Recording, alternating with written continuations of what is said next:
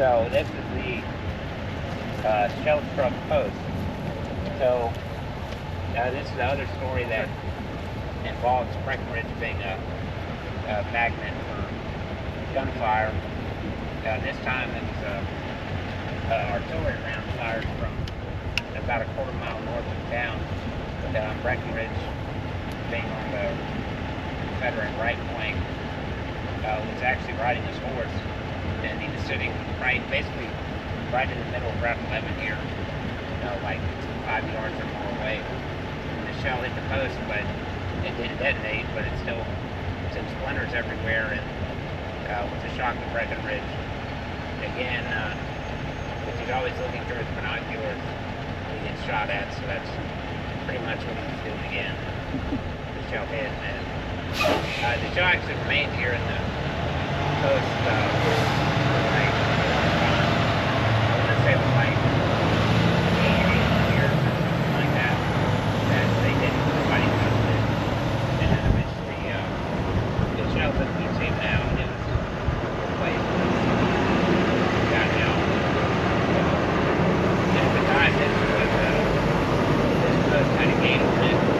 It was part of the fence around the church.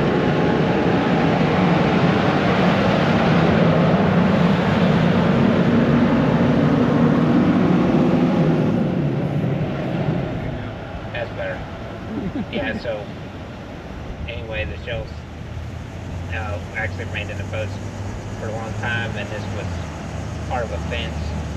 Now I think the shell now is actually in the visitor center in this rare house.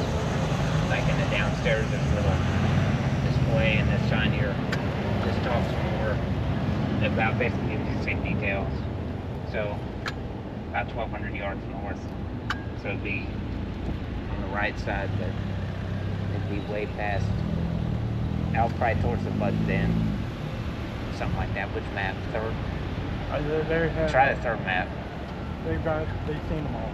Yeah, but forget which one would put them. Probably the second. It's only got 4. It's probably the River Road. Yeah, because that would have Breckenridge on the right. This one? No, that one there. Yeah, that's probably, because there's artillery. So it's fired, I think, the E-wing battery. So yeah, that'd be past St. Matthews. So yeah, there was artillery like right, kind of down on the right is where the shell would have come from. And then we'll go over here, and this will be the final stop of the tour, and we're going to talk about the graveyard and what we'll do after that. It's the very road, so this is where the Union, the Confederates would have charged into them in an earlier staging of the battle.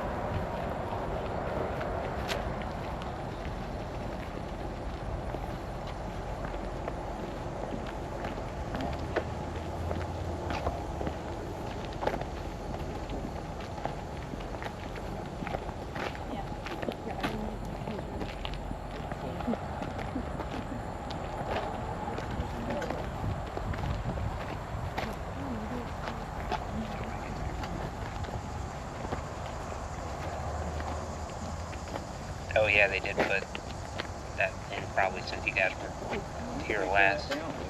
The house, that's been so, probably last summer, I think. Okay. Yeah, Yeah. about 2 years ago. Okay.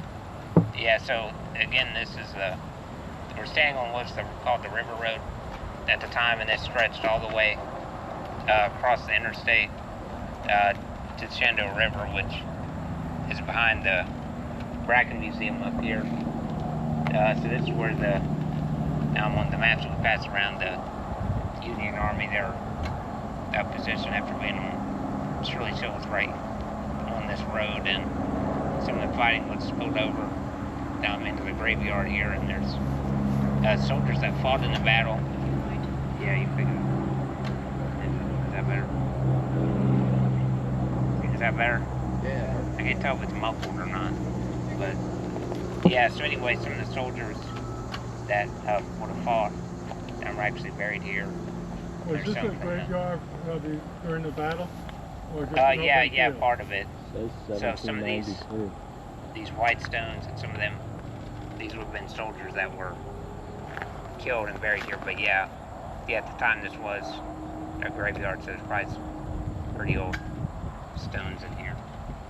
But the white ones in front of me, these are just on the other side of, you see the names, but it's just soldiers that were killed in the battle. And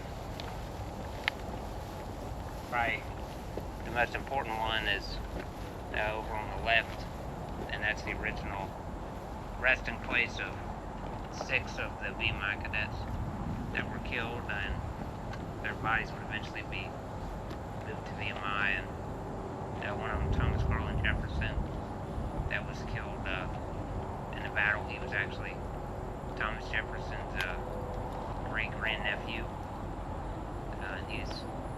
And was buried here with 6 other VMI cadets.